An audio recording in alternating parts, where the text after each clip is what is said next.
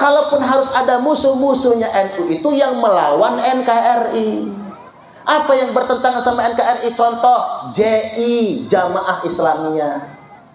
Kemudian NII yang pengen membubarkan negara kita. Khilafatul Muslimin itu musuhnya NU karena musuhnya NKRI.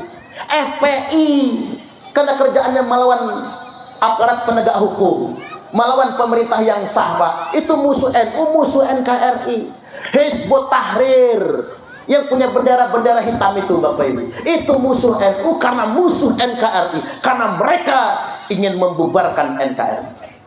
Ini ingat nih, cara orang Hizbut Tahrir ngebohongin orang awam kayak mana. Cara mereka ngebohongin kayak mana? Apa kata orang Khilafatul Muslimin, orang Hizbut Tahrir? Nanti kalau khilafah tegak, apa kata mereka? Listrik gratis, sekolah gratis, beras gratis, berobat gratis, pajak bumi dan bangunan hapus, kendaraan bermotor tanpa pajak, kata mereka. Lalu saya tanya balik sama dia, hei mas, kata saya, sampean menjanjikan angin surga, tapi saya tanya, kalau khilafah mau ditegakkan, NKRI ini mau dikemanakan? Apa jawab dia? Ya NKRI kita bubarkan. Inilah masalahnya. Mereka janjikan angin surga, tapi aslinya mereka akan menciptakan neraka. Mereka tawarkan khilafah, tapi nyatanya mereka akan menghancurkan negara kesatuan Republik Indonesia. Itulah mengapa banyak orang yang terperdaya, Pak. Itu cara mereka nipu. Saya ambil contoh, mereka cara cuci otak. Ibu-ibu jawab, nek dikongkon milih bela Islam atau bela NKRI? Kafir sampai ya. Milih bela Islam, ngapunten nggih Bu Nyai, ngapunten. Milih bela Islam atau bela NKRI? Nah lo bingung. Milih bela Islam apa NKRI? Ya bela Islam lah, wong agama aku kok. Milih bela Islam atau bela NKRI? Islam dong. Milih taat Allah nopo taat pemerintah? Allah dong. Milih Al-Quran apa Pancasila? Al-Quran dong. Pancasila buatan manusia. Nah sekarang serempak jawabnya, enggak akan ditangkap sama Densus, enggak. Milih Al-Quran nopo Pancasila? Al-Quran. Milih bela Islam atau bela NKRI? Bela Islam. Milih taat Allah apa taat pemerintah? 2 menit jadi teroris semuanya. Itulah pertanyaan jebakan. Jadi begini Pak Kades, itulah mengapa warga banyak yang masuk kelompok radikal, karena inilah jebakannya, Bu. Sama kayak jenengan ditanya begini, milih taat Allah apa taat suami? Kalau panjenengan milih taat suami, kafir kalih Gusti Allah. Tapi kalau milihnya taat kalih Gusti Allah, dicerai sama lakinya. Karena itu bukan pilihan. Jawaban yang benar taat suami, perintah Gusti Allah. Itu baru semak, cerdas itu. Milih taat Allah apa taat orang tua? Jawaban yang benar mentaati orang tua, perintah Gusti Allah. Ridho Allah fi ridhol walidain, ridho Allah tergantung ridho orang tua. Jadi gitu cara jawabnya. Milih taat Allah apa taat pemerintah? Jawaban yang benar taat kalih Pak pemerintah, taat kalih Pak Kades. Itu merupakan perintah Gusti Allah.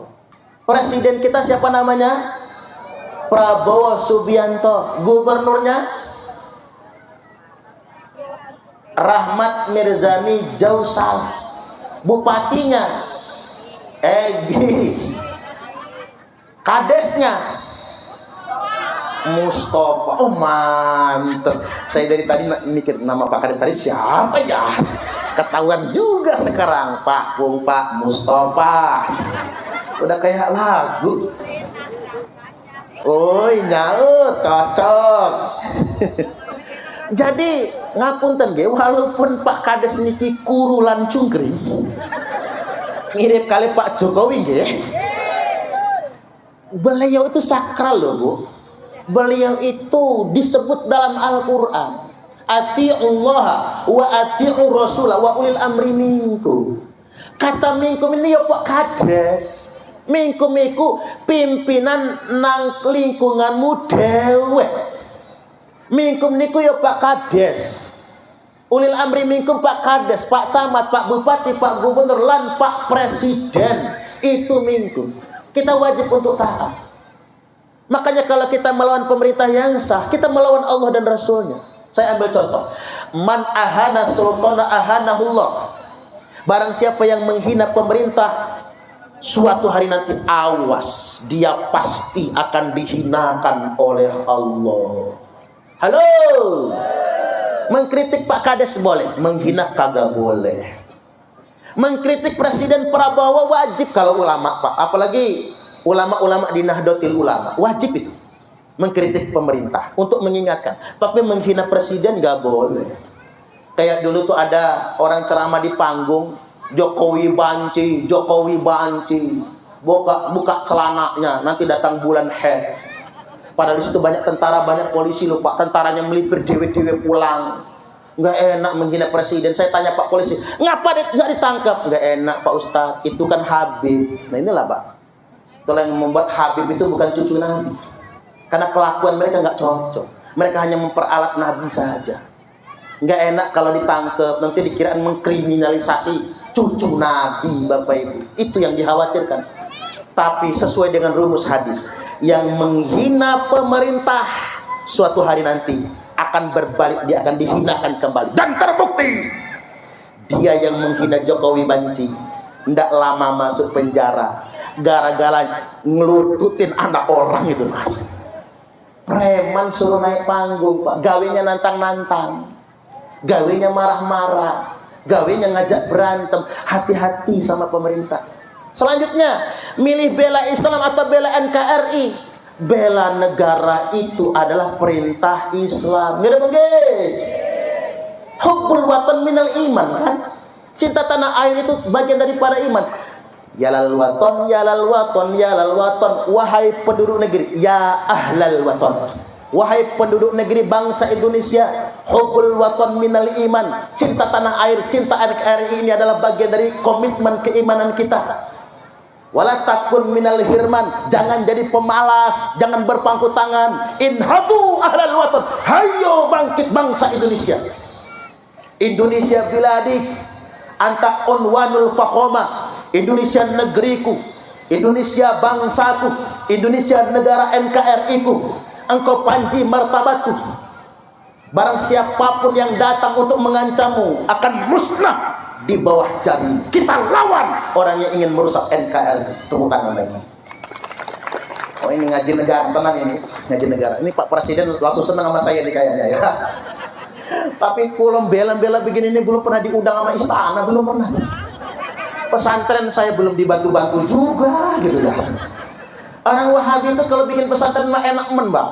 Bangunnya megah-megah, nah kita susahnya Bapak Ibu ngandelin sedekah jariah jamaah kita yang ikhlas-ikhlas itu. Jadi balik lagi Bapak Ibu, NU itu satu setia kepada negara, NU itu setia kepada pemerintah yang sah. Dan ingat, NU bukan partisan partai politik. Saya ingatkan pada kesempatan kali ini, NU bukan partisan politik. Khitoh NU 1926, NU tidak terafiliasi dengan partai politik manapun. Jadi tidak ada satupun boleh partai politik yang berani mengklaim NU. Nggak boleh. Politik NU itu politik NKRI, high politik. Politik negara. Kesetiaan NU bukan kepada partai politik. Kesetiaan NU kepada negara kesatuan Republik Indonesia. Itulah NU. Ini yang harus kita catat sebetulnya. Tapi mohon maaf ngapunten ge kepada pengurus-pengurus NU. Ini pengurus NU banyak jadi urusan zaman sekarang ini. Ya Pak ya. NU itu yang masih tulus-tulus MWC ke bawah. Apa meneh nang ranting seikhlas-ikhlasnya itu Pak. Tapi kalau sudah PC ke atas, ada yang pengen nyalon bupati lah, ada yang pengen nyalek lah, minimal jadi tim sukses. Begitu dapat duit dimakan dewe. dengan memanfaatkan nama Jam'iyah Nahdlatul Ulama. Itu tidak boleh yang sedemikian rupa. Kualat nanti kali Mbah Yai Hasyim Asy'ari, kali muassis Jam'iyah Nahdlatul Ulama. Makanya Bapak Ibu, saya salut Pak, kali kiai-kiai kampung, coba kiai-kiai kampung kita paling banter ya jadi roi suriah, jadi suriahnya, jadi mustasar. Nggak kenal duit kiai-kiai kampung mah. Yang tukang ngolah itu tanfiziah, nih tak marahin dulu tanfiziah ini.